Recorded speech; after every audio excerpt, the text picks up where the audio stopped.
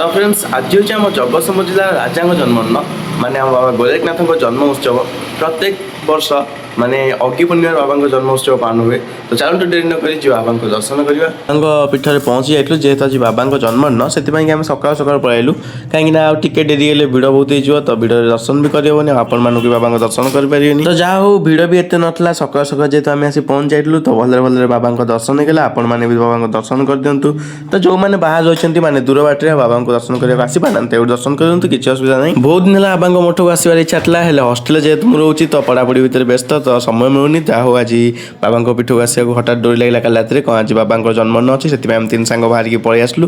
तो मुझे lung video बना चाहती मैंने मो ब्लॉग लंग भिडियो तो यहाँ मोर फास्ट भिडियो है से बाबा गोरखनाथ आम तीन सांग प्रथम बाबा दर्शन करूँ दर्शन कर आम मंदिर बेड़ा चारिपटे बुलवाक लगिगलु। तो आज भाया पवित्र दिन में कौन बाबा दर्शन करने आसी गोटे छोटिया कमेंट करदे तो प्राय जयपुर पाखापाखि आम सेपटिया लोक तो आसते निश्चय जेहतु आज बाबा जन्मोत्सव। तो आज भाया पवित्र दिन में माने बाबा जन्म उत्सव जिते जन श्रद्धा भक्त मान सब आसवे समस्त खरा राति प्रसाद व्यवस्था भी होती सहित संध्या बेले सांस्कृतिक कार्यक्रम भी अच्छी। प्रथम तो आपण जगतसिंहपुर राजा माने बाबा गोरखनाथ दर्शन करदेलु।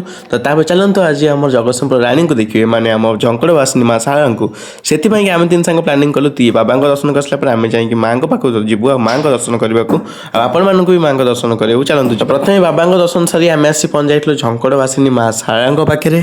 तो आपण माँ को तो दर्शन करें बाहर पटू दर्शन कर दिंतु कहीं भितर को कैमेरा अलाउ नहीं।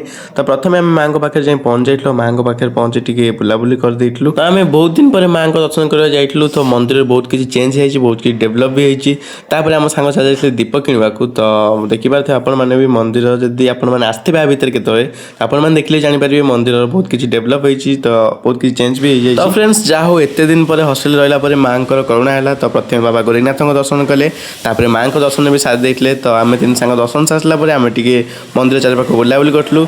तो वीडियो जब भल लगी था गोटे लाइक कमेंट शेयर करदे देखा नेक्स्ट ब्लॉग से पर्यंत रोची जय जगन्नाथ।